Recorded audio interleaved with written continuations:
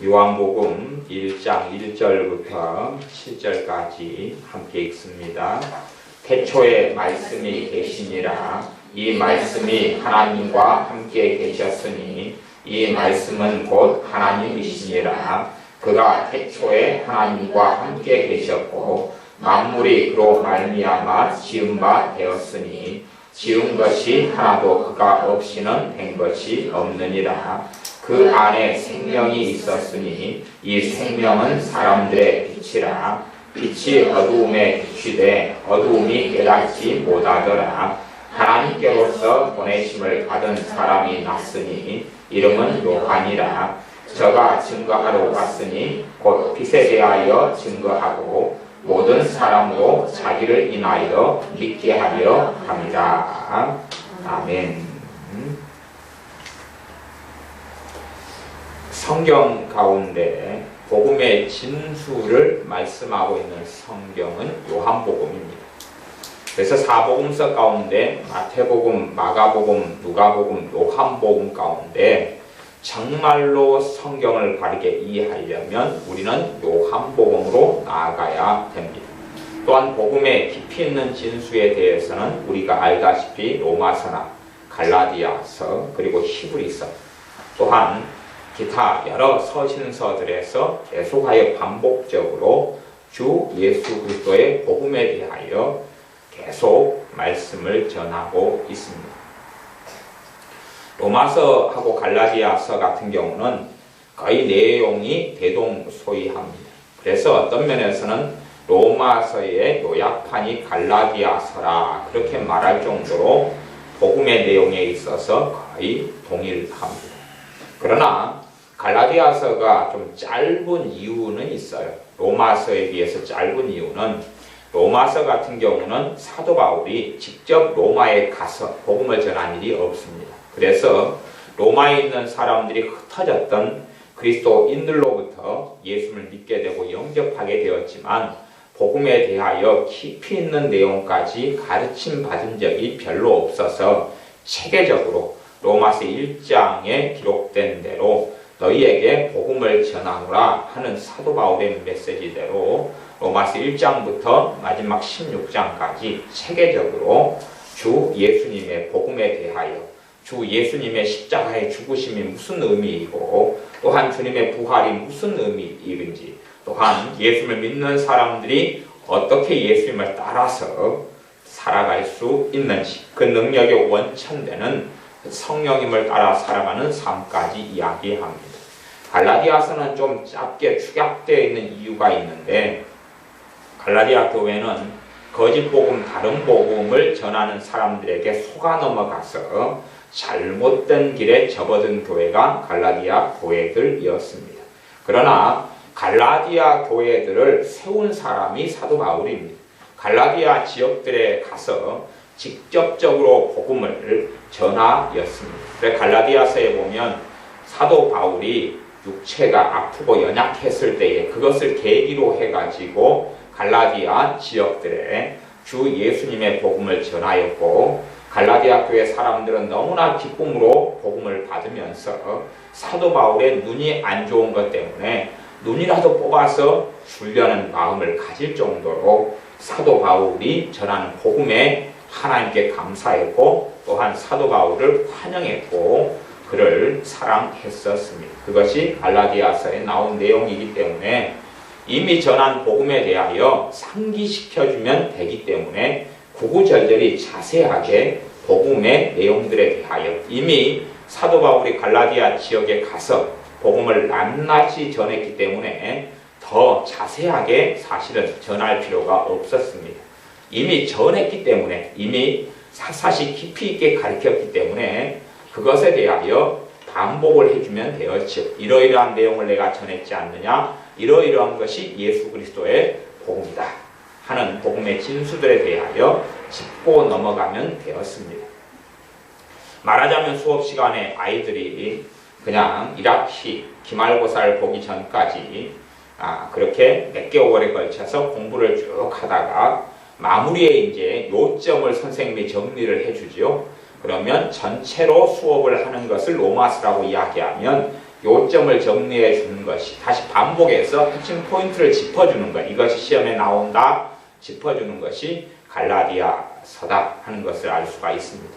갈라디아 교회들 같은 경우는 형편이 아주 안 좋아서 거짓된 사람들에게 속아 넘어가서 위기 상황에 있는 교회였고, 로마에 있는 로마의 교회는 평안한 상태에 있는 교회였다는 다른 점이 있어서 갈라디아서의 어조는 굉장히 사도 바울이 책망하고, 그 다음에 야단치고, 때로는 격려하고, 그렇게 어조가 준엄한 어조를 사실은 사용하고 있습니다. 히브리서도 히브리인들에게 보내는 편지라는 이야기처럼 히브리인들이 유대인들입니다.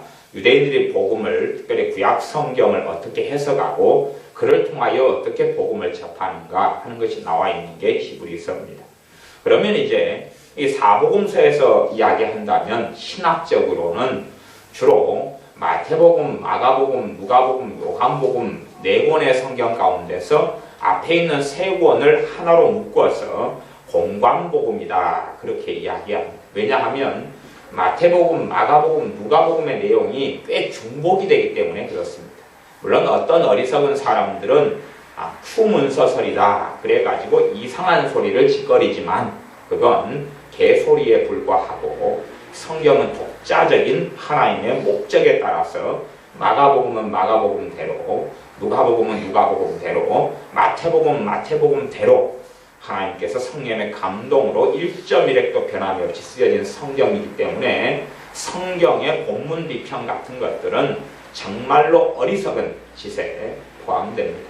신학교나 신학대학원에 가면 반드시 필수적으로 가르치는 것이 본문 비평 같은 것인데 그것은 정신 나간 소리인데 그것을 몇 년 동안 배우고 나오면서 하나님의 말씀을 무시하고 난도질해버리는 사람들이 유감스럽게 목회자의 길을 걷는 사람들 또한 그들을 가리키는 신학교 교수들이 되어져 버린다는 것이 유감스러운 이야기가 되겠습니다. 그래서 이제 공관복음이라고 말하는 공통적으로는 주로 마가복음이 공통성을 가지고 있지만 독특한 다른 점이 있습니다. 그러면 사복음서라고 일컬어지는 사복음서에서 기본적으로 마태복음, 마가복음, 누가복음에 복음의 진수를 그 안에 담고 있기보다는 제가 요한복음이 복음의 진수를 담고 있다 그런 이유가 있습니다. 어떤 이유 때문에 그러냐 그러면 마태복음이나 마가복음, 누가복음 같은 경우는 복음에 일어났던 우리 주 예수님께 일어났던 역사적 사실에 대하여 주로 증언하는 것을 중심으로 포인트로 삼고 있습니다. 실제로 주님이 이런 말씀을 하셨다. 실제로 주님이 골고다 언덕을 걸어가셨다. 이렇게 죽으셨다. 부활하셨다. 부활 시에 이런 사건이 있었다. 십자가상에서 이런 사건이 있었고 이런 말씀이 있었다. 제자들과 이런 담화를 하셨다. 누구를 고치셨다. 치유하셨다. 그런 객관적 사실을 중심으로 전하고 있는 성경이 공관복음이라고 하는 마태복음, 마가복음, 누가복음입니다.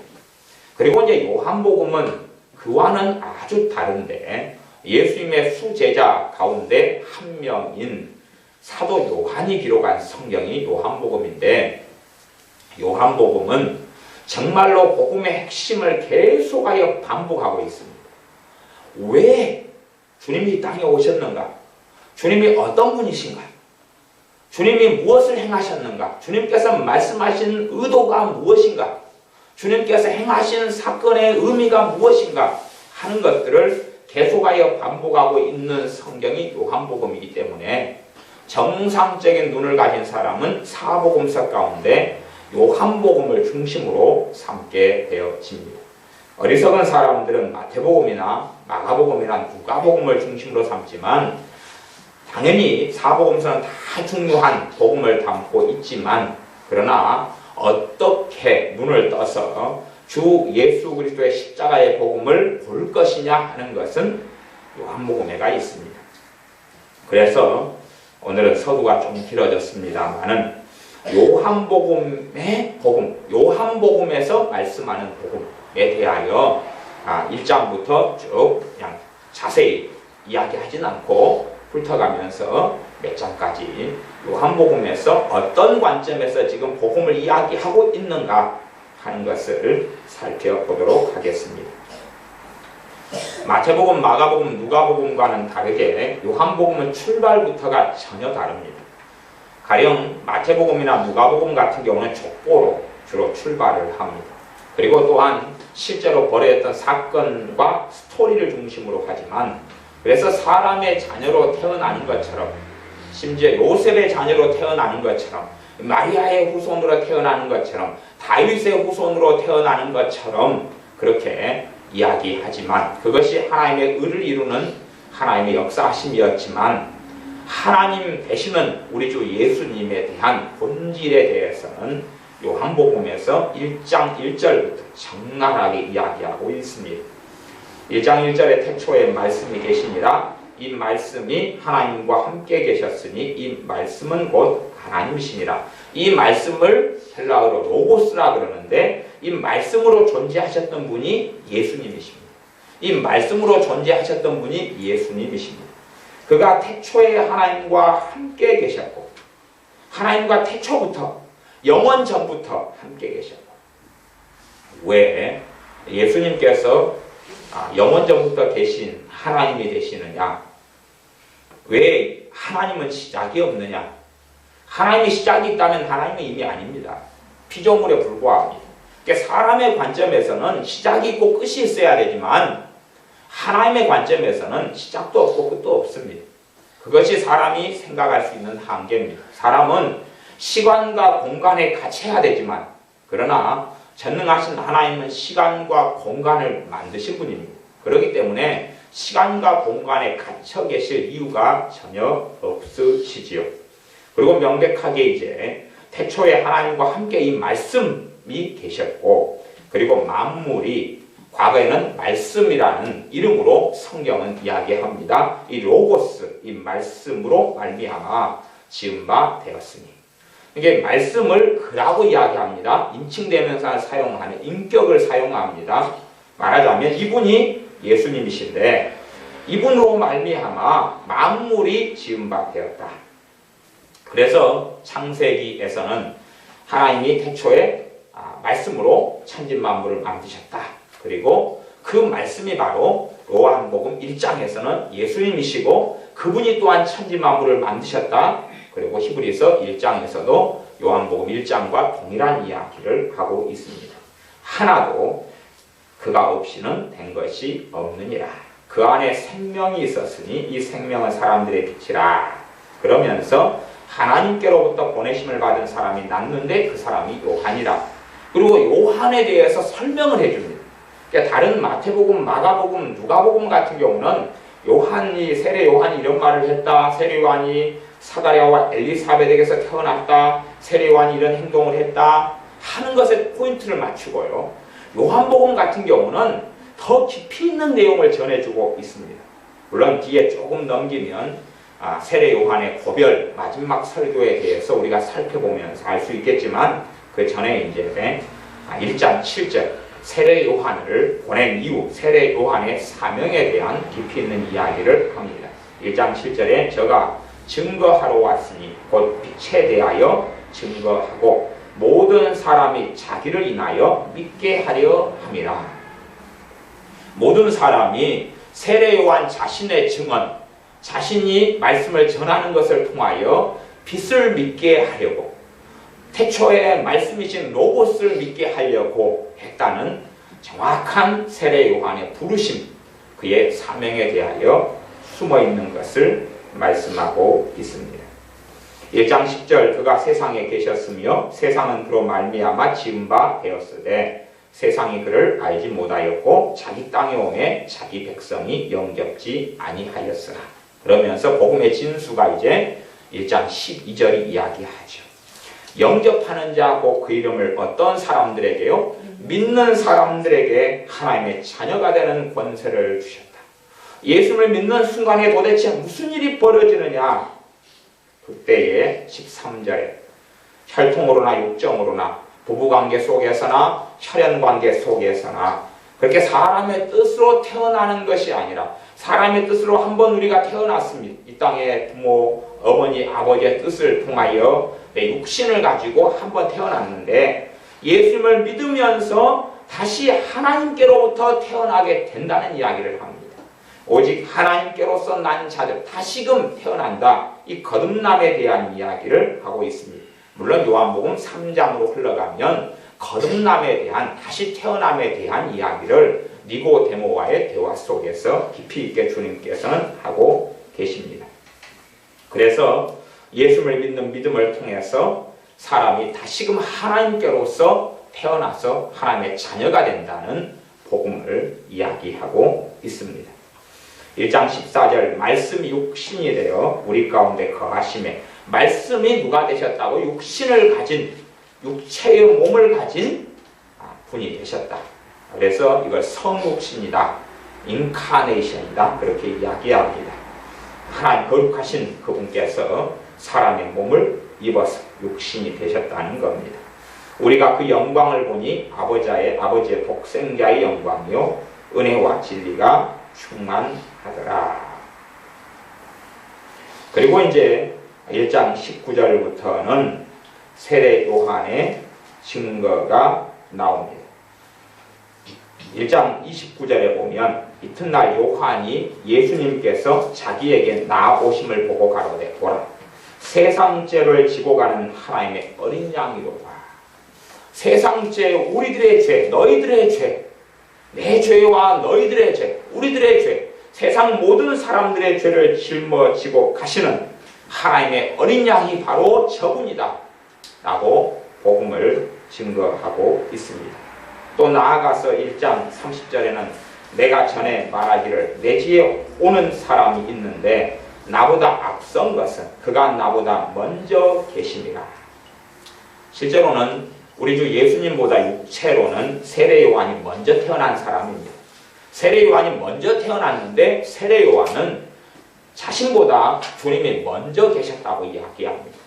그렇다는 이야기는 사람의 창조하고 다른 우리 주 예수님께서 전능하신 하나님이시다는 것을 증거하는 이야기가 됩니다.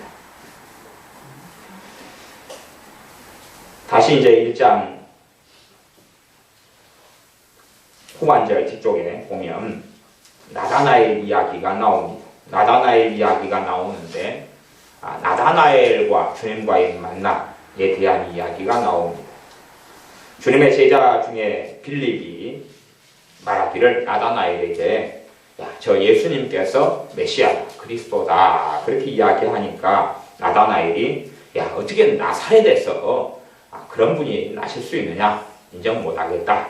그때 주님께서 나다나엘에게 너가 무화과 나무 아래에 있을 때에 내가 보았다 말씀하시니까 나다나엘이 49절에 당신은 하나님의 아들이시요 당신은 이스라엘의 임금이로소이다 라고 엎드립니다. 하나님의 아들이라는 이야기는 하나님과 동등하다 그런 이야기입니다. 그에 대한 뜻은 조금 있다가 보면 요한복음에 또 설명되어 있습니다. 하나님과 동등하다. 우리가 인간의 예로 제가 인간의 비유로 설명하자면 그런 이야기입니다. 사람의 자녀는 누굽니까? 사람이죠. 개의 자녀는 누굽니까? 개지요. 개미의 자식은 개미입니다. 그런 것이죠. 그래서 존재 자체가 다르다는 이야기입니다. 하나님께로부터 독생하신 하나님 되신 예수님께서 나셨는데 이것은 태초부터 존재하신 것이 우리 이해관념으로는 이해될 수가 없습니다. 그냥 우리식으로 한다면 엄마에게는 난자와 아빠에게는 정자가 존재하고 있다가 결합을 통해서 낳은 그런 이해지만 그것하고는 훨씬 다른 이해 속에 있습니다. 물론 우리의 이성적인 사고로 비슷한 이야기까지 할 수 있을지 몰라도 정확한 이야기로 설명할 수는 없습니다. 존재 자체가 다르다는 이야기입니다.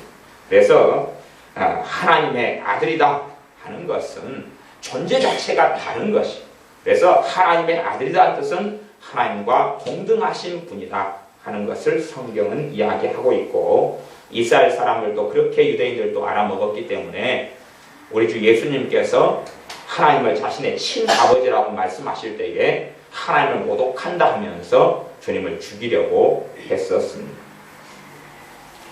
2장에 보면 요한복음 2장에는 가나의 혼인잔치 이야기가 나옵니다. 가나의 혼인잔치도 우리가 이런 성경의 마태복음, 마가복음, 누가복음에 있는 기적들은 주로 주님께서 이런 일을 행하셨다, 주님께서 이러한 기적을 행하셨다, 이런 병자를 고치셨다 하는 사건과 사실을 중심으로 이야기합니다.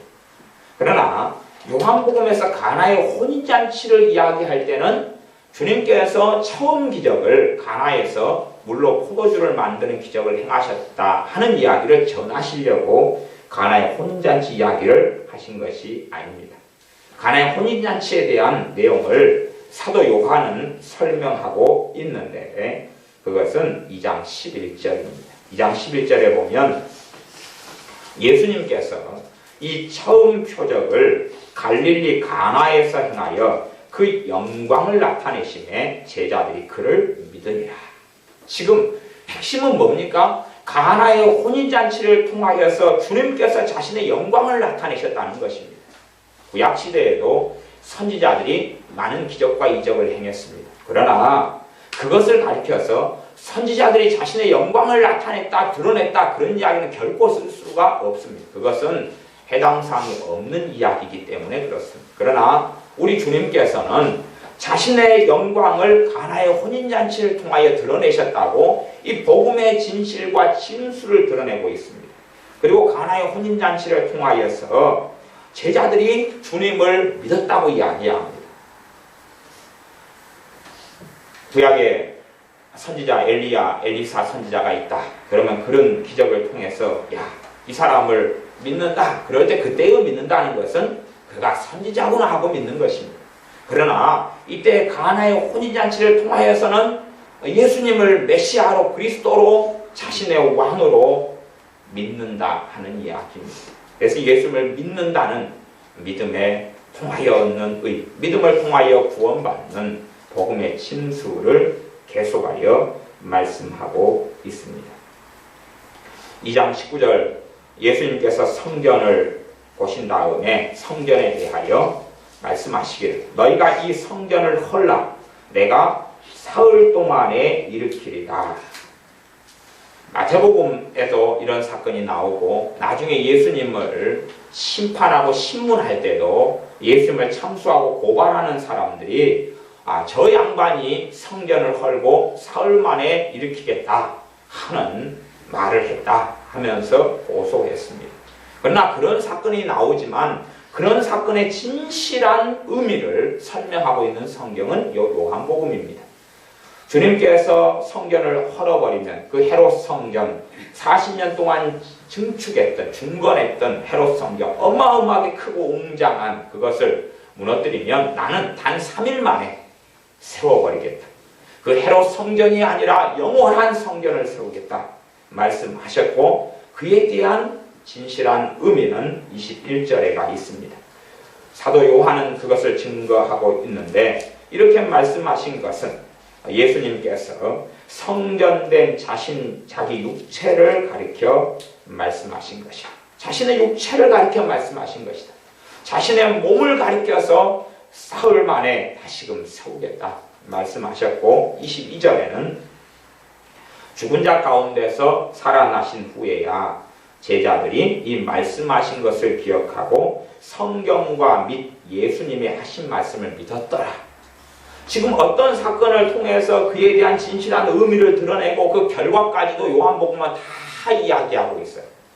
다른 복음서, 공관 복음서는 그런 스토리 중심이 아니라 사건, 때로는 사건의 나열, 때로는 어떤 특정한 목적에 따라서 사건을 배열하기도 하고 말씀과 교훈을 배열하기도 하는 그런 또 기적의 중심으로 치유의 중심으로 말씀이 나와 있기도 하고 그런 중심으로 돼 있어서 사건 중심, 역사적 사실 중심의 기록이라면 요한복음은 그것하고는 전혀 다른 관점에서 기록되어졌는데 복음을 그대로 적나라하게 드러내는 것이 우리가 장마다 요한복음을 눈이 열려서 살펴본다는 거 사실은 크게 눈이 열릴 필요도 없습니다. 그냥 정상적으로 시력이 안 좋은 분은 안경 좀 쓰시고 글씨를 못 읽는 분은 한글 좀 배우시면 큰 문제 없이 다 아실 수가 있습니다. 요한복음 3장에는 유명한 니고데모라는 사람과의 대화가 나옵니다. 이 니고데모는 3장 1절에 보면 바리새인인데 유대인의 관원이고 바리새인인데 이 사람은 꽤 똑똑하고 유능하고 하나님의 말씀에 해박했던 사람입니다. 바리새인들은 성경에 해박한 사람들이 아주 성경 박사들입니다. 그런데 이제 이 바리새인인 니고데모가 주님께 왔습니다. 사실은 그가 주님께 묻고자 하는 것은 있죠.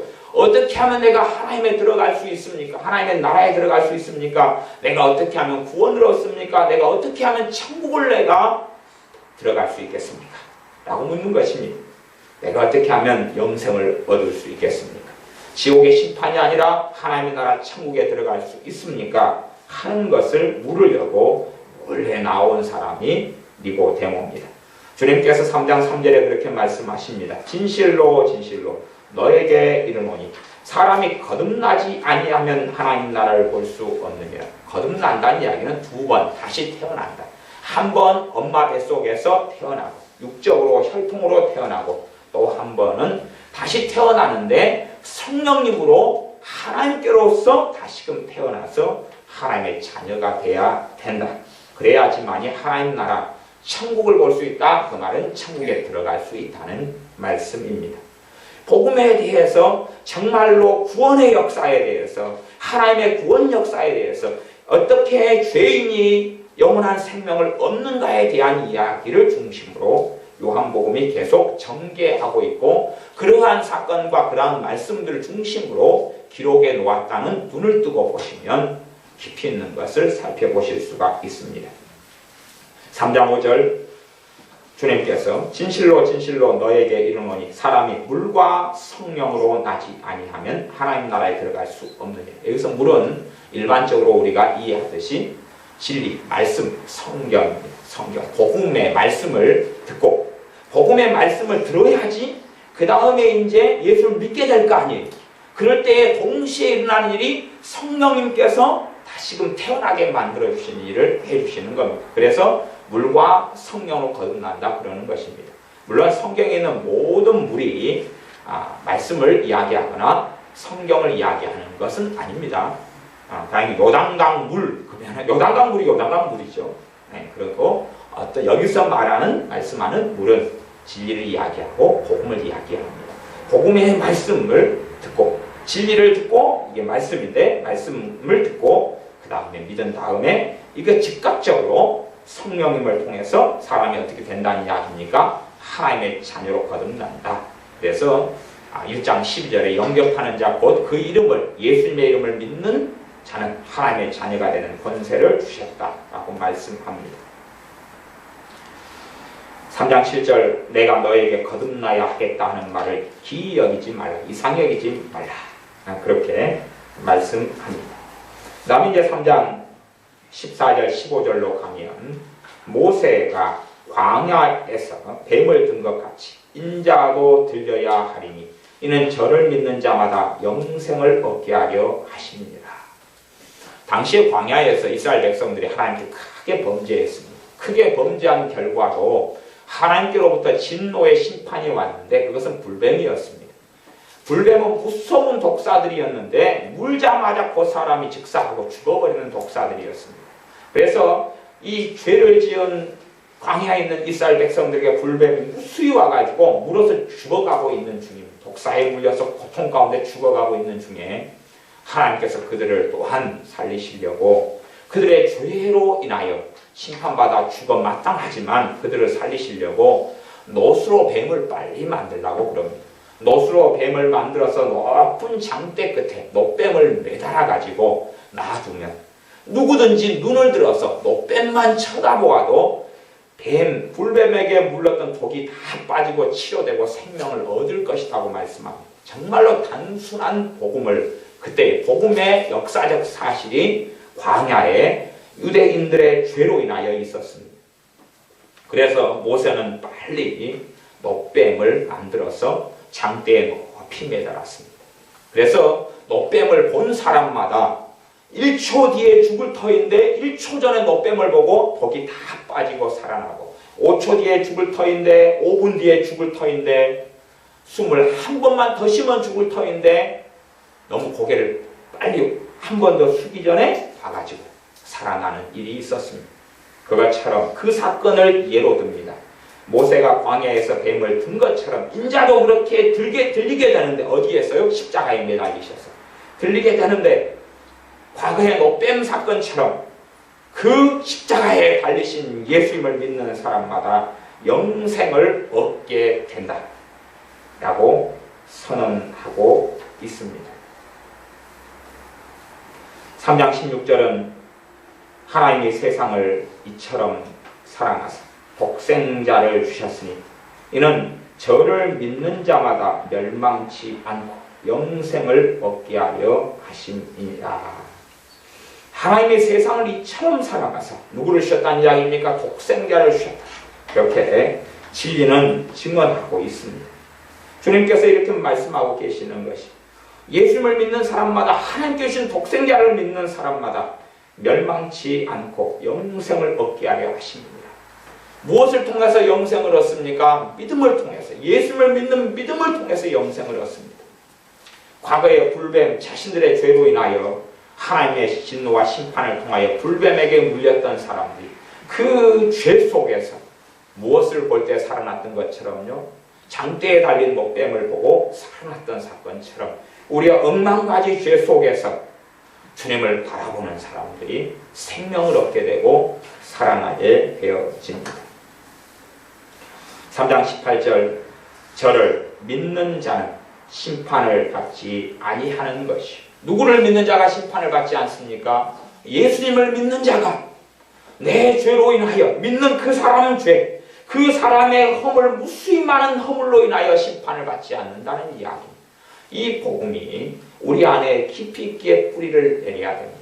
그렇지 않으면 사복음서 가운데 마태복음, 마가복음, 누가복음에 공간복음에 있는 무수히 많은 말씀들을 또한 신율법으로 만들어버릴 수가 있습니다. 신율법으로 만들어버려서 우리가 다른 율법주의에 들어가 버릴 수가 있습니다. 우리가 어디에 뿌리를 내려야 하냐 하면 주 예수님의 복음의 뿌리를 내려야 됩니다.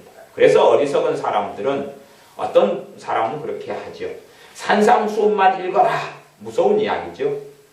정말로요, 바른 진리는요, 누구에게 향하게 하냐 그러면 예수님께 향하게 합니다.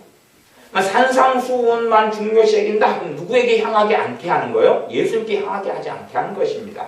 산상수훈은 원수를 사랑해라, 용서해라, 기도해라, 또한 구제해라, 겉옷을 달라면 속옷도 줘라, 그런 오른쪽 눈이 범죄하든 뽑아버려라, 아니면 마음의 의욕을 품으면 간음하는 것이다, 형제에 대하여 작은 욕설이라도 하면 지옥불에 들어간다, 그런 말씀들로 이루어져 있습니다. 그러면 그런 말씀에 주목하면 결국은 자신의 행위에 주목하게 될 수밖에 없습니다. 바른 진리는 어디에 도달하냐 하면 예수님께 도달합니다. 그리고 주님께 감사하고 찬양하고 경배하고 그분을 노래할 수밖에 없어집니다. 왜냐하면 억만가지 죄 속에서 구원받을 수 있는 유일한 이유와 근거는 예수님 때문이기 때문에 그렇습니다. 그래서 3장 18절에 저를 믿는 자는 심판을 받지 아니하는 것이, 믿지 아니하는 자는 하나님의 독생자의 이름을 믿지 아니하면, 뭘 안 믿었다는 이야기입니까? 이름을 안 믿었다. 하나님의 독생자의 이름, 그 이름 예수라 하는, 예수님이라 하는 그 이름을 믿지 아니하였으므로 벌써 심판을 받은 것이니라.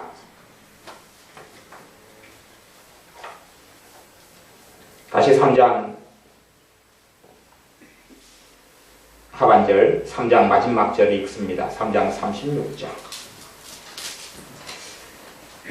이제 3장 22절부터 마지막 절까지가 세례 요한에 대한 이야기입니다.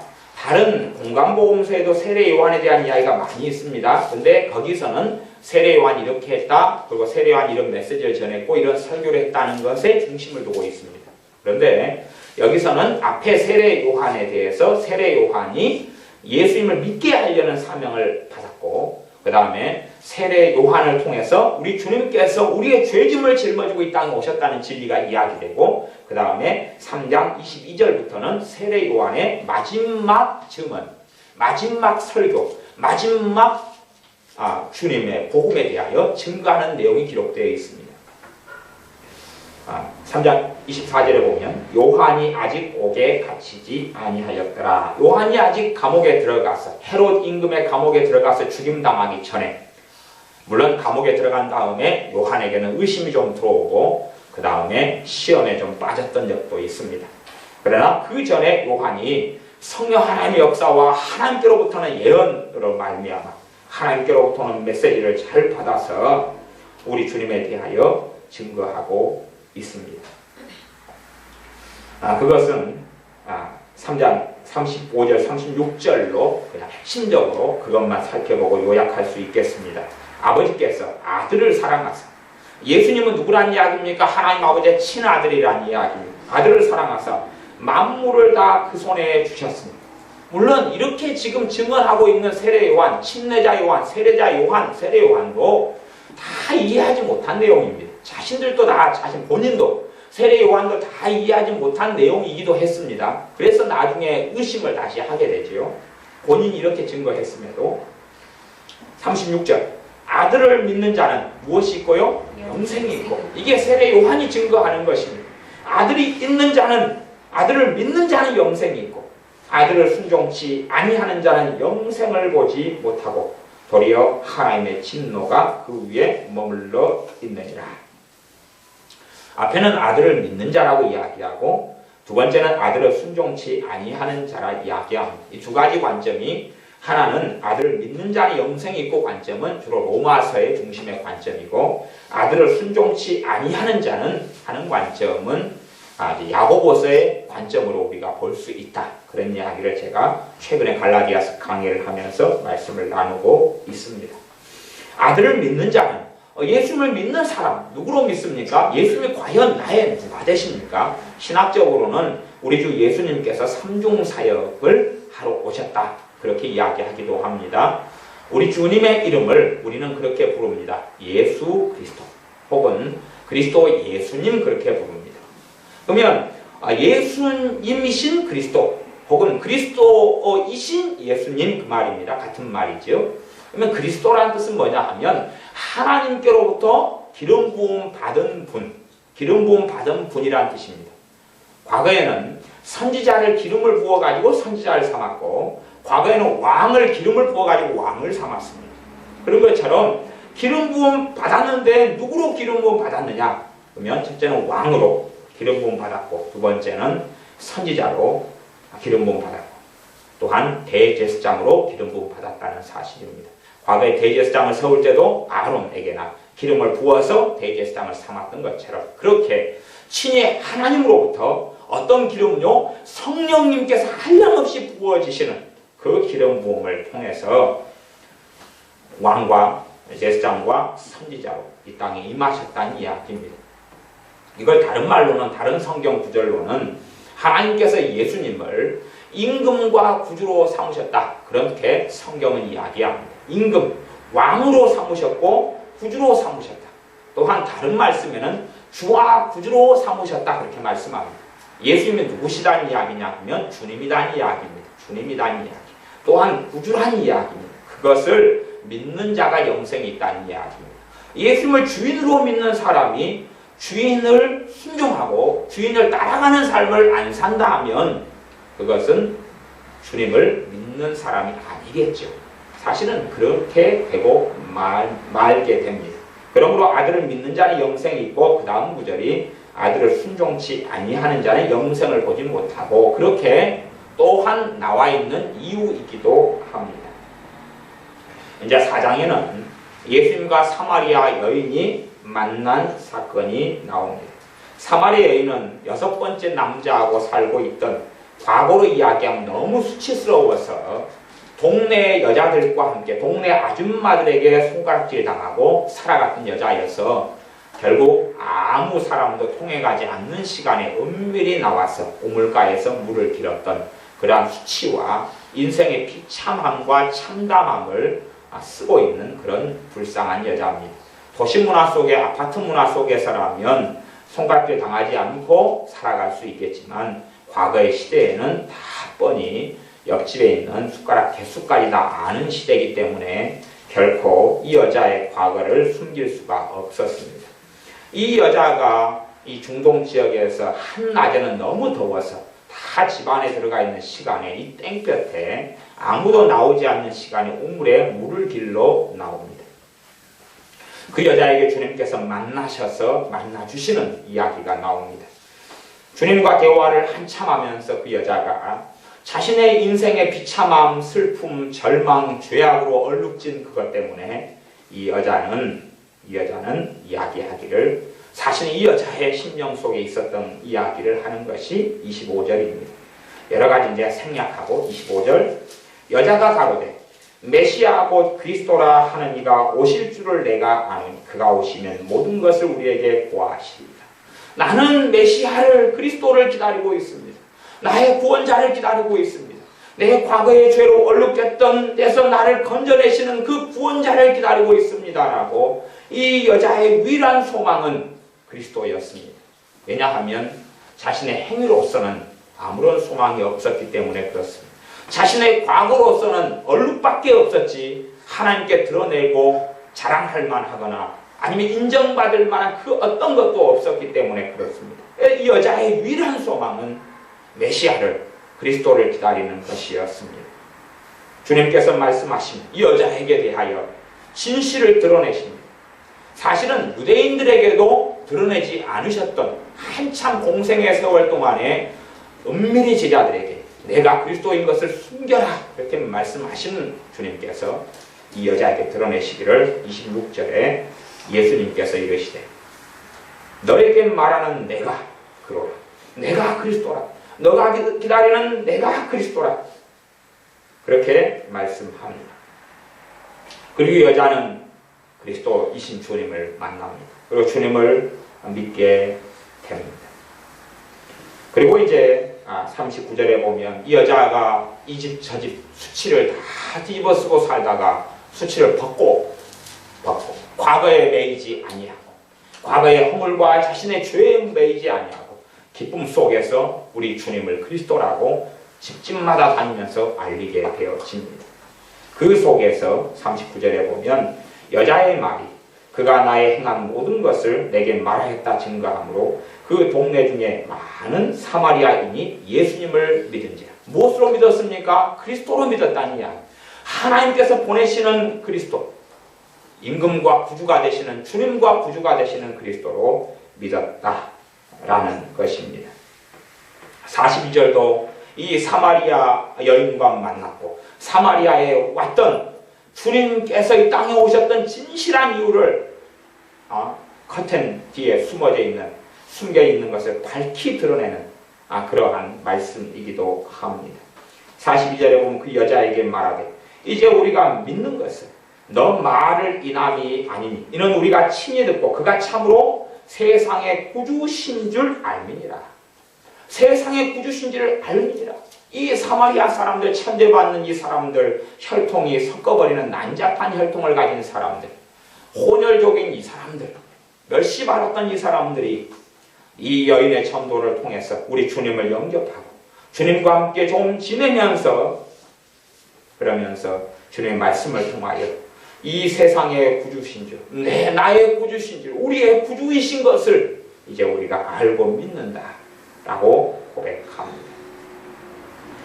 그 다음에 43절부터는 신하가 자신의 아들을 고쳐달라고 주님께 나오는 이야기가 나옵니다. 신하의 아들이 고침받는 이야기가 나옵니다. 마태복음이나 마가복음이나 누가복음도 이런 치유의 장면, 누가 고쳐지는 장면, 병들어 가지고 주님께 나오는 장면에 대한 이야기는 사실은 많이 있습니다. 많이 있는데 대부분 마태복음, 마가복음, 누가복음에서는 그 사건에 대한 이면의 이야기를 하기보다는 그냥 그 사건을 객관적으로, 사실적으로 이야기하는 데서 주로 그칩니다. 그런데 이 신하의 아들을 고치는 사건은 그것을 넘어서는 복음을 다시금 증거하고 있습니다. 50절에 보면 예수님께서 이 신하에게 예수님께서 가라사대 가라 너 아들이 살았다 하신데 그 사람이 예수님이 하신 말씀을 믿고 가더니 이까지는 이제 마태복음, 마가복음, 누가복음에서 있는 일반적으로 병이 치유받는 스토리하고 비슷합니다.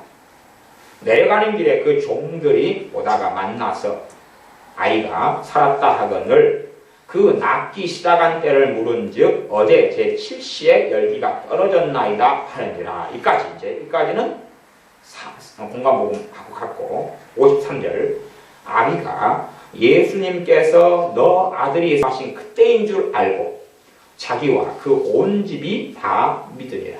그 앞에는 아이가 치유된다, 아이가 지금 고쳐졌다는 말씀을 믿은 것이 그것 때문에 아이가 고침을 받은 것입니다.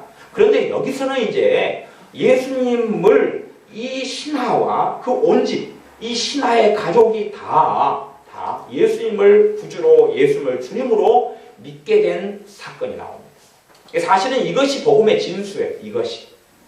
마태복음, 마가복음, 누가복음은 이까지는 별로 거의 다루지를 않아요. 다루지를 않고 이 요한복음에서는 핵심은 그것이에요. 예수님을 믿게 됐다는 사실이에요. 사마리아 사람들이 예수님을 구주로 만나게 됐다는 사실이에요. 이 신하가 자신의 아들의 치유 사건을 통해서 단지 표적과 기적으로 멈춰버리는 것이 아니라 예수님을 구주로, 예수님을 주님으로 만났다는 사실입니다. 5장에는 베데스다 목가의 병자의 이야기가 나옵니다. 베데스다 연못가에 38년 된 병자가 있었는데 이 병자가 누워 있었는데 주님께서 안식일에 그 병자를 만나셔서 너가 낫고자 하느냐 그러시면서 일어나 내 자리를 들고 걸어가라 그랬습니다. 이 베데스다 연못가의 병자는 안식일에 자리를 들고 걸어가다가 그러다가 주님에 대하여 예수라고 하는 그이가 나를 고쳤다 하는 이야기를 사실은 하게 됩니다. 그런데 예수님을 그들이 핍박했는데 주님께서 이제 여기서 이제 베데스다 연못가에 38년 된 병자를 고치신 사건을 통하여 진리를 이야기하시는 겁니다. 복음의 진리를. 그것이 17절과 18절에 나와 있습니다. 예수님께서 예수님을 핍박을 해요. 안식일에 병을 고쳤다는 사실을 가지고 핍박하는 저희에게 이르시되 내 아버지께서 이제까지 일하시니 나도 일한다. 내 아버지께서 지금 일하시니 이제 나도 일한다. 이야기합니다. 말하자면 내가 안식일의 주인이다 말씀하시는 겁니다. 18절 그 말을 듣고 유대인들이 이를 인하여 더욱 예수님을 죽이고자 하니 이는 안식일만 범할 뿐 아니라 하나님을 자신의 친아버지라 하여 자기를 하나님과 동등으로 삼으심이로라. 예수님께서 자신의 아버지, 내 아버지가 지금 일하시니까 나도 일하고 있다 말씀하시니 유대인들이 바르게 이해했습니다. 아버지 하나님과 예수님이 동격으로 지금 말씀하시는구나 하는 것을 이해를 했다. 그 말입니다. 그것 때문에 예수님을 더욱더 죽이려고 했다. 그렇게 성경은 이야기하고 있습니다. 그렇게 인간이신 예수님이 아니라 사실은 메시아이시고 그리스도이신 예수님을 계속 밝히고 있는 성경이 이 요한복음입니다. 요한복음을 믿는 믿음을, 예수님을 믿는 믿음을 자꾸만 이야기하면서 믿음을 통하여 구원받는, 그리고 구원받은 그 사람이 어떻게 믿음의 여정을 걸어가는 것까지 나와 있는 성경이 요한복음입니다. 이제 요한복음 5장 19절부터는 아들에게 주시는 권한, 권세에 대하여 주님께서 자신에 대하여 증거를 하십니다. 다른 복음서에는 별로 이것을 찾을 수가 없어요. 있어도 조금 드물게 있다가 약하게 있다가 덮어버리는 부분이 많습니다. 그러나 요한복음은 주님께서 직접적으로 명백하게 이야기를 하십니다. 19절부터 몇 절까지 그러십니까?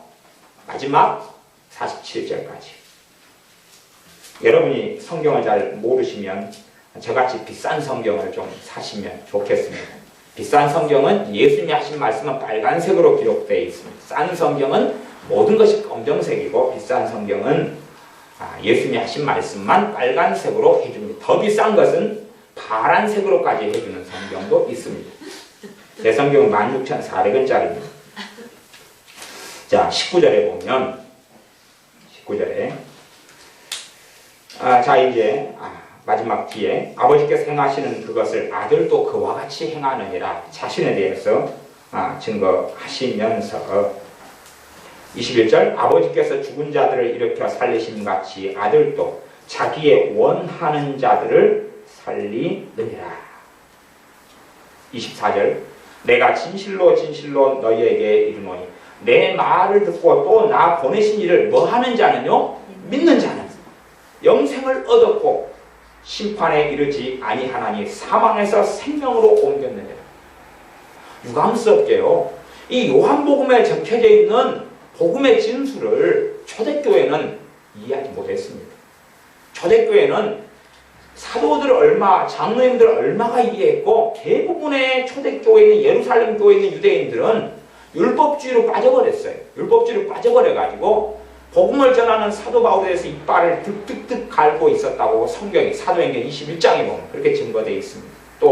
또한 이들이 율법주의에 빠져버려가지고 예수님도 믿지만, 말하자면 그런 거지요. 내가 100점을 채워야지 구원받는다 그러면 예수님을 믿는 것을 통해서 50점을 채우고, 이게 이런 식의 행위 구원론이 많아요. 예수를 믿는 걸 통하여 50점 채우고 나머지 이제 50점만 채우면 구원받는 거예요. 50점은 내가 율법을 행하고 순종함으로 구원받고, 그런 행위 구원론에 빠져버렸어요.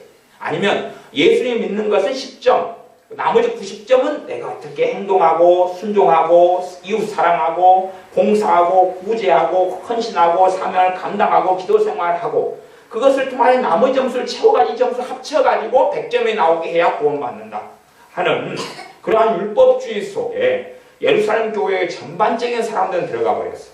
그래서 갈라디아서에 보면 베드로 사도가 사도 바울에게 공개적으로 책망받는 이야기가 나옵니다.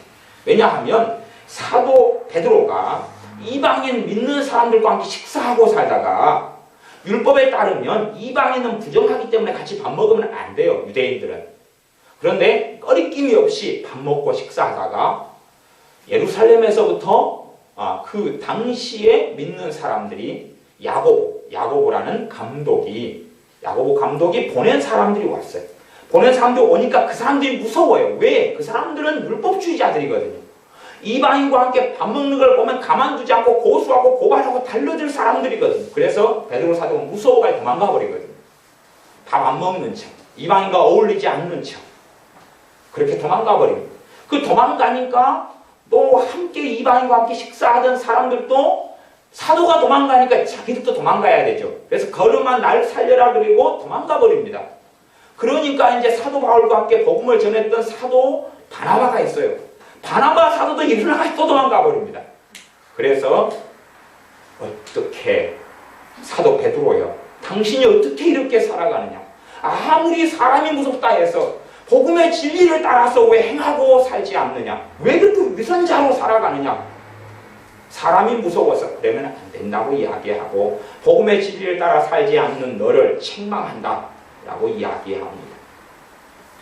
그런 것처럼 예루살렘에 있는 교회나 이 교회 속에, 초대교회 속에 유대인들이 많이 들어왔는데, 유대인들은 율법주의 속에 심취한, 사도행전 21장에 보면 예수를 믿지만 율법에 열심히 믿는 사람 수만 명이 사도 바울 오면 가만두지 않겠다고 이빨을 갈고 있었다라고 기록되어 있습니다. 그것처럼 율법 속에 심취했다는 이야기는 이 요한복음에서 이야기하는 복음을 이해하지 못했다는 이야기입니다. 지금도 날과 달을 심하게 지키면서 나팔절을 기다리고, 6월절, 조금 더 6월절, 이제 6월절, 이스라엘 달려오는 6월절입니다.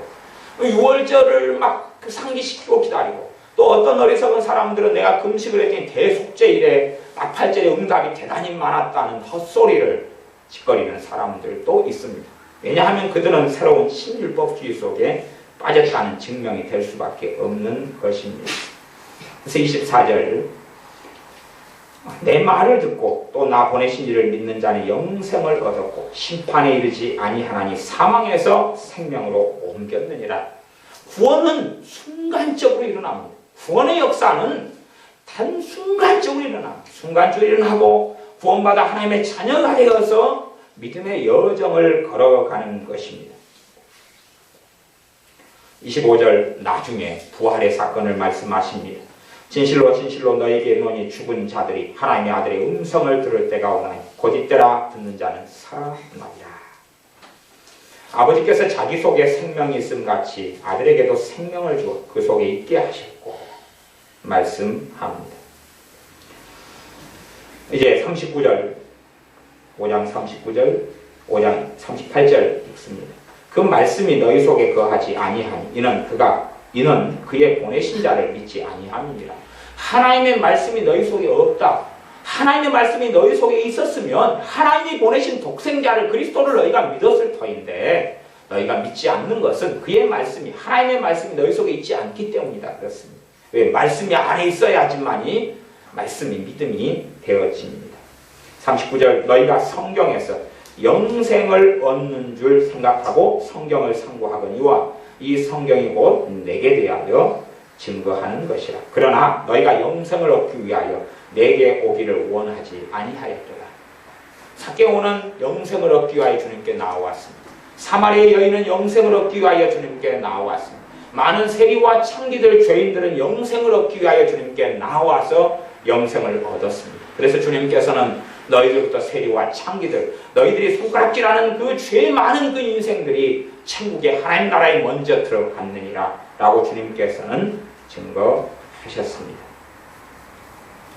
46절 모세를 믿었다면, 정말로 너희가 모세를 믿었다면, 모세가 지은 게 뭡니까? 모세오경입니다. 성경 66권 가운데 앞에 있는 5권 성경입니다. 창세기, 출애굽기, 레위기, 민수기, 신명기, 짧게 하면 창출, 레민, 신 그러는 것입니다. 모세가 기록한 성경, 너희가 모세를 믿었다면 또 나를 믿었으리니, 모세오경을 바르게 접하고 바르게 읽으면 누구를 믿게 된다는 이야기입니까? 예수를 믿게 된다는 이야기입니다. 그것이 갈라디아서에서는 율법은 예수님께로 그리스도에게로 인도하는 인도자, 모학 선생이다라고 이야기합니다. 율법을 바르게 읽으면 주님을 만나게 된다는 이야기입니다. 주님을 만나게 돼요. 우리가 어떤 주소를 내비에다가 눌러서 내비게이션을 통해서 가면 봉강동 368번지로 간다 하고 내비게이션 눌러서 시킨 대로 갔는데 제주도 그런 일은 없을 거 아니에요. 잖아요. 그런 것처럼 바르게 그 인도를 받아가면 종착역은 그리스도이다는 이야기예요. 47절 그러나 그의 글도 믿지 아니하거든 어찌 내 말을 믿겠느냐. 믿음을 계속하여 말씀합니다. 마태복음, 마가복음, 누가복음에서 핵심적인 믿음은요, 간혹 가다가 구원 얻는 영생을 얻는 믿음을 이야기하고 일반적으로는 치유의 믿음 중심으로 이야기합니다. 치유의 믿음, 믿음의 능력, 믿음의 권세, 믿음의 역사. 그래서 마가복음이나 이런 데는 너희가 이 산이 들리어 바다에 던지우라 하고 그 말하는 것을 믿으면 그대로 되리라. 이런 이제 믿음의 역사와 능력을 중심으로 주님께서 행하신 기적, 이적, 실제적인 사건들을 중심으로 말씀을 전합니다. 많은 요한복음은 깊이 있는 복음의 진술을 다 다루고 있습니다. 다른 복음서에도 나와 있지만 오병이어의 기적에 대한 사건이 반복적으로 나와 있습니다. 여기 요한복음 6장에서도 오병이어의 기적, 오병은 뭐냐 그러면 오병은 떡병자입니다. 그래서 빵이죠. 5개의 떡, 5개의 빵, 5개의 빵과 이 어는 물고기 2마리. 5개의 빵과 물고기 2마리로 5,000명, 성인 남자만 5,000명을 먹인 기적에 대한 이야기입니다. 그 기적이 나타난 다음에 이제 일어났던 일에 대한 것. 단지 그 기적으로 끝나버린 것이 일반적으로 이러한 기적을 주님께서 오병이의 기적을 행했다, 그다음 7병이의 기적을 행했다라고 맞춰지는 게 공간복음이라면 요한복음 같은 경우는 그 정도로 맞추질 않습니다. 그렇게 하려고 이 오병이의 기적에 대한 이야기를 꺼내는 게 아닙니다. 그래서 6장에 보면 오병이어의 기적 다음에 25절, 26절에 사람들이 예수님을 막 찾습니다. 왕 되어달라고, 우리 왕 되어달라고. 오병이어의 기적이라는 놀라운 기적을 한 2만 명 넘는 사람들. 성인 남자만 5,000명이니까 여자, 또 옛날에 항상 뭐가 모이면 아이들이 제일 많잖아요. 숫자가. 아이들, 여자들. 그런 사람들이 모여가지고 체험해서 한 2만 명이 주로 일반씩 넘는다고 이야기되어집니다. 25절에 바다 건너편에서 만나 랍비여 어느 때에 여기 오셨나이까. 주님께서 바다 건너편으로 떠나버리셨거든요. 예수님께서 대답하여 가라사대 26절 내가 진실로 진실로 너희에게 이르노니 너희가 나를 찾는 것은 표적을 본 까닭이 아니요 떡을 먹고 배부른 까닭이로다. 썩는 양식을 위하여 일하지 말고 영생하도록 있는 양식을 위하여 하라. 그러면서 29절 어떻게 하여야 하나님의 일을 하오리까 하는 28절의 질문에 대하여 주님께서 하나님의 보내신 자를 무엇하는 것이요? 믿는 것이 하나님의 일이다. 하나님의 보내신 자 그리스도를 믿는 것이 하나님의 일이다. 어떻게 하여 하나님의 일을 하리까? 하나님의 아들인 나를 믿어야지 그게 하나님의 일이다. 라고 말씀하십니다. 그러시면서 너희가 오병이의 기적을 통해서 먹었던 빵, 떡, 왜 당시에는 음식이라는 것이 생존의 시대에 살았기 때문에 정말 귀하고 하루에 두 끼 먹기도 어려웠던 시절의 이야기이기 때문에 너무나 음식은 중요했습니다. 그 사람들에게 육체의 음식보다 영의 음식, 영의 떡을 이야기합니다. 32절에 내가 진실로 진실로 너희에게 이르노니 하늘에서 내린 떡은 왜? 자신이 하늘에서 내린 떡이지. 모세가 준 것이 아니라 모세에게서 온 것이 아니다. 율법으로 난 것이 아니다. 오직 내 아버지가 하늘에서 내린 참떡을 너희에게 주시나니 하나님의 떡은 하늘에서 내려 세상에게 생명을 주는 것입니다. 그 떡을 먹어야 된다. 세상이 우리에게 생명을 주는, 세상 사람들에게 생명을 주는 그 하나님의 떡을 먹어야 된다고 이야기합니다. 그러시면서 51절에 계속 이어서 말씀하시죠. 중간중간에 이제 또 말씀하시면서 그래가지고 51절에 나는 하늘로서 내려온 산떡이다. 산떡은 뭐예요? 생명의 떡이라 그 말입니다. 살아있는 떡이다 그 말입니다. 지금 너희가 하나님의 떡을 먹어야 된다. 그래야지 너희가 영생을 얻는다고 이야기합니다. 35절로 다시 돌아가면 내가 곧 생명의 떡이니 그랬죠? 내가 곧 생명의 떡이니 내게 오는 자는 결코 줄이지 아니할 터이요 나를 믿는 자는 영원히 목마르지 아니하리라. 주님이 생명의 떡이기 때문에 누구에게 와야 된다는 이야기입니까? 주 예수님께 오는 자는 결코 줄이지 않고 나를 믿는 자는 영원히 목마르지 아니하리라. 사람을 차별하지 않겠다는 이야기입니다.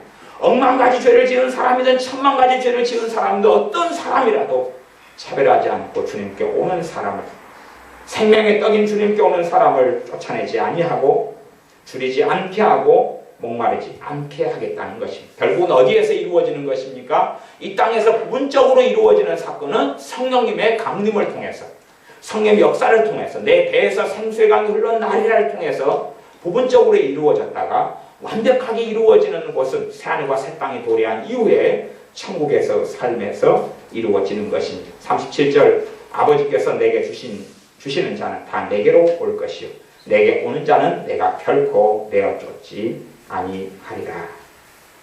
40절 내 아버지의 뜻은 아들을 보고 믿는 자마다 영생을 얻는 이것이니 마지막 날에 내가 이를 다시 살리리라. 마지막 날에 아들 보고 믿는 사람마다 영생을 얻는다. 그리고 이제 영혼은 천국에 들어가 있다가 대기하고 있어요. 새하늘과 새 땅 이후에 완성된 천국에서 살 날을 기대하면서 마지막 날에 주님께서 재림하신 이후에 부활의 사건이 있죠. 이때에 내가 이를 다시 살리리라. 어떤 부활로요? 영생의 부활로, 육체를 가진 영생의 부활로 다시금 살리신다는 것입니다. 47절 진실로 진실로 너희에게 이르노니 어떤 자는 영생을 가졌나니 믿는 자는 영생을 가졌나니 내가 곧 생명의 떡이로다. 그러니까 사람들에게 사실은 요한복음을 별로 읽게 하지를 않아요. 요한복음을 읽게 하지 않으니까 눈이 점점점 가려워져 버려요. 심지어 어떤 사람들은 그렇게 이야기한다. 어떤 목회자들은 성경에서 모세오경이 제일 중요하다 이렇게 이야기한다. 결국은 그들이 걸어가는 길은 주님께 가는 길이 아니에요. 주님께 가는 길이 아니에요. 예수님께 가는 길이 아니에요. 그건 잘못된 길입니다. 어리석고 미혹에 빠진 것입니다. 결론이 누구에게 가야 됩니까? 예수님께 가야 됩니다. 도착하는 점이 예수님께 돼야 됩니다. 자신의 행위에 기도생활 중요해요. 기도생활도 많이 해야 깨어 있습니다. 그러면 도착점이 잘못된 것이죠. 방향이 잘못되어 버린 것입니다. 아니면은 휴거를 사모하고 기다립니다. 휴거가 너무나 중요합니다. 그것도 예수님에게서 탈락하고 떨어진 것입니다. 떨어진 것입니다. 심지어 주님의 재림을 사모하고 기다려야 됩니다. 그런데 왜 주님의 재림을 사모합니까? 그러면 난 정말 주님 사랑하기 때문에 그런 게 아니라 대환란이 닥쳐가지고 너무 큰 고통을 받을 거기 때문에 피하지요. 그러면 마지막 향하는 곳이 예수님이 아니다는 이야기입니다. 그래서 주님께서는 47절 48절에 진실로 진실로 너희에게 이르노니 믿는 자는 영생을 가졌나니 내가 곧 생명의 떡이로다 말씀합니다. 51절 나는 하늘로서 내려온 산떡이니 사람이 이 떡을 먹으면 영생하리라. 예수님을 먹으면, 예수님 생명의 떡인 예수님을 먹으면 그렇게 표현합니다. 사람들이 이해하기 어려운 이야기였기도 합니다. 나의 줄 떡은 곧 세상의 생명을 위한 내 살이로다. 그래서 주님의 살을 찢기고 주님의 몸을 내어줬거든요. 우리의 죄를 위하여 십자가에 못 박혀서 내어준 것, 이것이 주님의 살을 우리에게 내어준 것이고, 예수를 믿는 사건이 주님의 살을, 영생의 살, 생명의 떡인 주님을 먹는 사건입니다. 53절 내가 진실로 너희에게 이르노니 인자의 살을 먹지 아니하고 인자의 피를 마시지 아니하면 너희 속에 생명이 없느니라. 내 살을 먹고 내 피를 마시는 자는 영생을 가졌고 내 살을 먹고 내 피를 마시는 자는, 그것이 지금 앞에서 이미 설명하고 있는 것입니다. 설명하고 있었어요. 내 살을 너희를 위하여 준다라고. 십자가에 자신을 달리셔서 육체를 내어주고 피를 내어주는 사건을 주님의 살을 먹고 주님의 피를 마시는 사건으로 주님은 말씀하십니다. 내 살은 참된 양식이요 내 피는 참된 음료로다. 그래서 이 말씀을 가지고 우리는 간간히 성찬을 행합니다. 56절 내 살을 먹고 내 피를 마시는 자는 내 안에 거하고 나도 그 안에 거하나니. 58절 이것은 하늘로서 내려온 떡이니 조상들이 먹고도 죽은 그것과 같이 아니하여 이 떡을 먹는 자는 영원히 살리라. 떡이 누굽니까? 산떡인 살아있는 생명의 떡인 예수님입니다. 예수님이 십자가에 나를 위하여 몸을 내어주신 것을 내가 믿는 것은 그 떡을 먹는 것이고 그 사람은 영원히 살리라 라고 말씀합니다. 이제 예수님의 제자들에 대한 이야기가 60절부터 나와 있습니다. 어떤 제자들이냐 하면 예수님을 따랐는데 사실은 믿지 않는 제자들, 이상한 이야기죠. 예수님을 따랐는데 믿지 않는 제자들에 대한 이야기가 나옵니다. 그래서 61절에 보면 60절에 제자 중 여럿이 듣고 말하되 이 말씀은 어렵도다 누가 들을 수 있느냐 한데, 그렇게 하면서 64절에 그러나 너희 중에 믿지 아니하는 자들이 있느니라. 믿지 아니하는 자들 이렇게 나오죠. 한 명이 아니고 가룟 유다만을 이야기한 게 아니라 더 많은 사람들에 대한 이야기를 하고 있습니다. 그래서 예수를 믿는 것에 대한 이야기, 예수를 믿음으로 영생을 얻는 것에 대한 이야기를 지금 믿지 않는 제자들에 대한 스토리를 가지고도 말씀하고 있습니다. 그 다음에는 우리가 유명하게 아는 베드로의 신앙 고백에 대한 이야기가 나옵니다. 베드로에 대한 신앙 고백은 66절에는 그럽니다. 이러므로 제자 중에 많이 물러가고, 왜 물러갑니까? 예수님을 안 믿기로 그만둔 사람들, 예수님을 잠깐 믿었다가 이제 빠이빠이 하고 떠나가는 사람들, 배교지요. 주님을 떠나버리는 사람, 주님을 부인해버리는 사람들, 주님을 떠나가는 사람들, 그리고 이제 주님과 함께 했던 사람들. 베드로는 이렇게 고백합니다. 베드로의 신앙 고백 중에 하나인데 마태복음과는 다른 고백이죠. 68절에 시몬 베드로가 대답하여 주여 영생의 말씀이 계시네 우리가 유게로 가오리까. 무엇이 있다고요? 영생의 말씀. 영생을 얻게 하는 말씀이 예수님께 있다는 이야기입니다. 주님께서는 내가 곧 길이요 진리요 생명이다 말씀했고 주님의 말씀을 통하여 무엇을 얻습니까? 영생을 얻습니다. 그러니 영생의 말씀이 여기에 계시네 우리가 누구에게로 가겠습니까? 말씀합니다. 그 다음에 이제 7장 정도까지만 좀 살펴보고 말씀을 마무리할까 합니다. 7장도 앞에 뿐만 좀 살펴봐야 되겠네요. 원체 길어서. 7장에는 이제 믿지 아니하는 예수님의 형제들 이야기가 나옵니다. 예수님의 형제들이라는 이야기는 주님은 마리아의 몸을 통해서 났지요. 근데 마리아의 피나 마리아의 어떤 세포나 형질이 전혀 영향을 받지 않았습니다.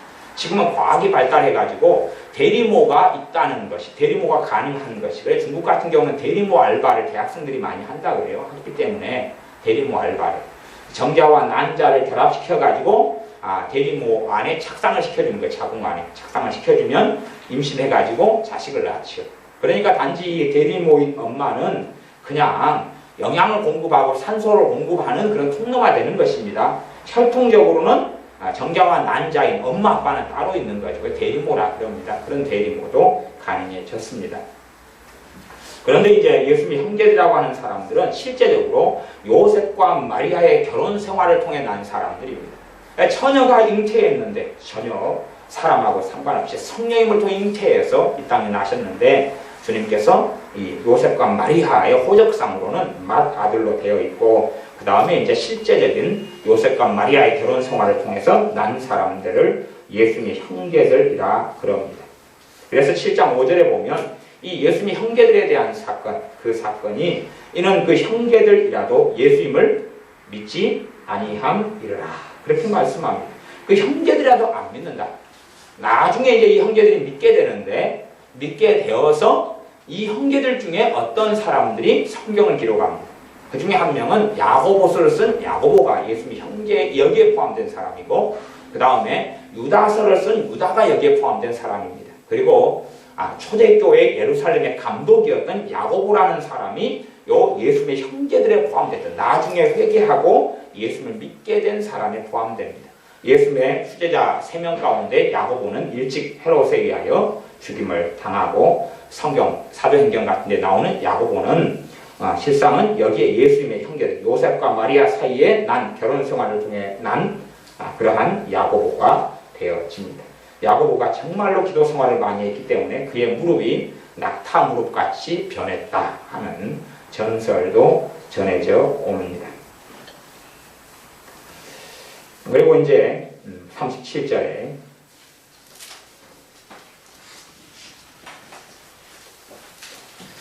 28절 29절에 보겠습니다. 28절 29절에 보면 그 25절부터가 사람들이 예루살렘 사람들이 그럽니다. 이 사람이 이 예수님이라는 이 사람이 어디에서 왔느냐? 정체가 뭔가? 그럴 때에 주님께서 28절에 예수님께서 성경에서 가르치시며 외쳐 가라사대 너희가 나를 알고 내가 어디서 온 것도 알거니와 내가 나사렛 출신이고 나사렛에서 왔고 목수 출신인 것 너희가 생각하기에 부모가 요셉과 마리아인 것도 너희가 이제 들어서 알 것이다. 그런 이야기입니다. 내가 스스로 온 것이 아니로다. 나를 보내신 이는 참되시니 너희는 그를 알지 못하나 나는 아노니 이는 내가 그에게서 났고 그가 나를 보내셨습니다. 그에게서 났다 그러는 것이 영원 전부터 하나님 안에 독생하신 하나님이신 로고스 말씀이 하나님으로부터 나왔다는 이야기입니다. 그렇기 때문에 자신이 하나님의 아들이고 자신이 그리스도인 것을 밝혀버리신 이야기입니다. 복음의 진수이고 복음의 핵심이 되어집니다. 37절은 명절 끝날 곧 큰 날에 예수님께서 서서 외쳐가라사 누구든지 목마르거든 내게로 와서 마시라. 나를 믿는 자는 성경의 이름과 같이 그 배에서 생수의 강이 흘러나리라. 이는 해설되어 있는데 39절에 그를 믿는 자의 받을 성령님을 가리켜 말씀하신 것이라. 예수님께서 아직 영광을 받지 아니하신 거로 성령님이 아직 저희에게 계시지 아니하시더라. 예수를 믿는 사람들에게 누가 부음받으십니까? 성령 하나님이 부음받으십니다. 예수를 믿는 사람들에게 성령님은 충만으로 역사하시고 성령 세례로 역사하시는 것입니다. 예수를 믿는 사람들이 실제로 경험하는 게 그 배에서 생수의 강이 흘러나는 것입니다. 어떤 사람들은 이 배를 사람이 실제적인 배라고 이야기하지만 사실은 이 배는 보통적으로 사람의 마음, 심령, 사람 영혼 가장 깊숙한 곳 그렇게 표현되기도 합니다. 그런 마음 속에서부터 생수의 강이 흘러나는 것, 그 생수의 강이 흘러나는 사건을 성령 세례받는 사건, 충만받는 사건으로도 이야기하고 갈라디아서로 이야기하면 성령의 9가지 열매들이 맺혀가는 그러한 일로도 이야기합니다. 어떤 사람들이 성령님을 받습니까? 예수님을 믿는 사람들. 목마른 사람들에게 내게로 와서 마시라라고 주님이 말씀하시고 왜? 주님께서 참미시며 주님께서 구원자이시며 주님께서 임금이시며 왕이시기 때문에 그렇습니다. 목마르거든 내게로 와서 마시라. 나를 믿는 자는 나를 믿는 자에게 성경의 이름과 같이 그 배에서 생수의 강이 흘러나리라. 갈라디아서 3장 말씀에는 너희가 성령님을 받은 것은 율법의 행위로냐 듣고 믿음으로냐. 예수님에 대해서 듣고 믿음을 통하여 성령을 받았느냐? 너희가 어떻게 받았느냐? 답은 예수님에 대해서 듣고 믿은 다음에 성령이 우리에게 임하셨다 하는 것이 갈라디아 교회들이 경험한 성령 하나님입니다. 그것처럼 예수님을 믿는 사람들에게, 예수님을 찾고 믿고 예수님을 의지하는 사람들에게 성령이 임하시며 역사하십니다. 우리의 삶 속에 우리가 율법주의에 빠져들어가서 내 행위로 하나님께 서려고 할 때부터는 성령 역사는 소멸되어 가기 시작합니다. 내 행위를 의지하여 살아가는 양상이 크게 두 가지 양상이 있다 그랬습니다. 물론 그것도 단순화시켜서 말씀한 것이 단순화시켜서. 하나는 내 행위에 의지해 살면 자기의가 높아지게 됩니다. 자기의가 높아지게 되면 교만해지게 되고, 교만의 기본적인 열매는 판단하고 정죄하는 것입니다. 왜 저 사람은 저거밖에 안 돼? 저 사람은 저거밖에 안 돼? 왜 저런 못나니야? 하는 교만해지고 판단하고 정죄하는 그런 삶. 나는 거룩하고 나는 깨끗해 하는 그런 사람들. 그런 부류의 한 부류. 또 한 부류는 행위에 빠져 있는데 자신의 행위로서는 거룩하고 깨끗한 것이 별로 없어요. 그렇기 때문에 과거를 생각하고 현재를 생각해 볼 때에 내 적은 기도 생활, 내 허물, 내 죄, 내 실패, 내 절망, 내 어리석음을 볼 때에 정죄감이 일어나고 죄책감이 일어나고 참소가 일어나고 모멸감이 일어나고 수치심이 일어납니다. 뭐 어디에 들어갔기 때문에 그러냐 그러면 행위 율법의 율법 율법주의자.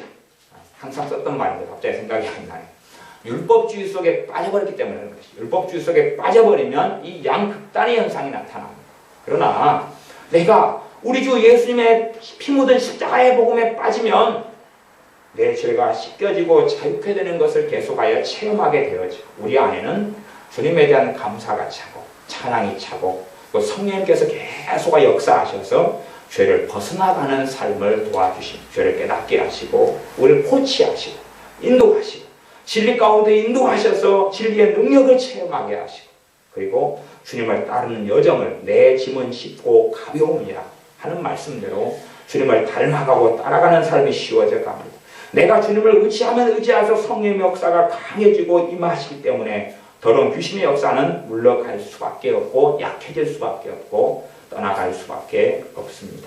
그러므로 우리가 우리의 행위의 근거에서 주님 앞에 서는 것이 주님께서 우리에게 주신 요한복음의 메시지가 아닙니다. 그러므로 우리가 눈을 열어서 요한복음, 나중에 시간이 되면 이제 나머지 뒤쪽 부분까지 좀 빨리 이렇게 좀 다시 나머지 부분을 다루어 보겠습니다. 나중에 기회가 되면 요한복음을 전반적으로 이제 강의를 하려고 생각하고 있습니다만은 시간이 많이 걸리겠죠. 그래서 우리가 요한복음을 통해서 복음의 총체적인 모습을 발견하고, 그리고 우리가 주님을 의지하면 의지할수록 주님을 찬양하게 되고 사랑하게 되고 주님을 경외하게 되고 주님을 정말로 더 사모하게 됩니다. 주님을 어떤 이들은 많이 사모하는데 사실은 주님을 사모하는 이유가 자신이 지옥 같기 때문에, 자신의 인생과 삶이 너무 비참하고 괴롭기 때문에, 이 땅을 빨리 떠나고 싶기 때문에, 아니면 미래에 대한 두려움 때문에 주님을 사모하는 것은 그건 가짜입니다. 그건 가짜예요. 정말로 주님께서 나를 위해 자신의 생명을 주셨기 때문에, 그리고 그의 영을 통하여 나와 함께 하시며 진리의 길로 나를 인도하시며 나를 뜨겁게 사랑하시기 때문에 내가 그 사랑에 반응하고 내 억만 가지 죄를 짊어지고 깨끗게 하시고 자신의 피로 나를 씻어 주셨기 때문에 내가 주님의 사랑을 입어서 그 사랑에 반응하여 주님을 사모하고 사랑하는 것, 그것이 정상적으로 예수님을 사모하는 삶이 되어집니다. 그러한 삶 속에서 살아가면서 주님을 더 사랑하고 의지하여 더 놀랍게 임하시는 성령의 기름 부으심과 역사를 통하여 더 정결한 삶, 거룩한 삶, 주님을 닮아가는 삶을 이루시기를 바랍니다. 기도하겠습니다. 아버지 하나님, 우리가 요한복음을 통해서 나와 있는 요한복음의 복음을 살펴보았습니다. 요한복음에서 말씀하시는 복음의 진리를 우리가 바르게 깨닫고 알아서 성경 전체를 바르게 볼 수 있도록 은혜를 주시옵소서. 모세가 증거하셨던 분이 주 예수 그리스도이신데 우리도 동일하게 모세 오경을 본다 할지라도 거기에서 주님을 발견하지 못한다면 우리의 눈이 어리석어진 것이오매 우리가 요한복음을 통해서 복음의 눈을 떠서 주님을 사랑하고 경배하며 찬양하며 생명의 떡 대신 주님을 먹고 주님의 살과 피를 마시며 주님의 죽으심 속에 들어가고 주님의 부활 속에 참여하여 주님의 생명의 능력이 성령님을 통하여 우리의 몸과 인생과 삶과 마음에 나타나 주님과 함께 진리의 길을 걸어가며 주님을 따르는 좁은 길을 걷는 우리의 믿음의 여정이 되게 하여 주시옵소서. 예수님의 이름으로 기도하옵나이다. 아멘. 같이 말씀을 붙잡고 하나님께 기도하겠습니다.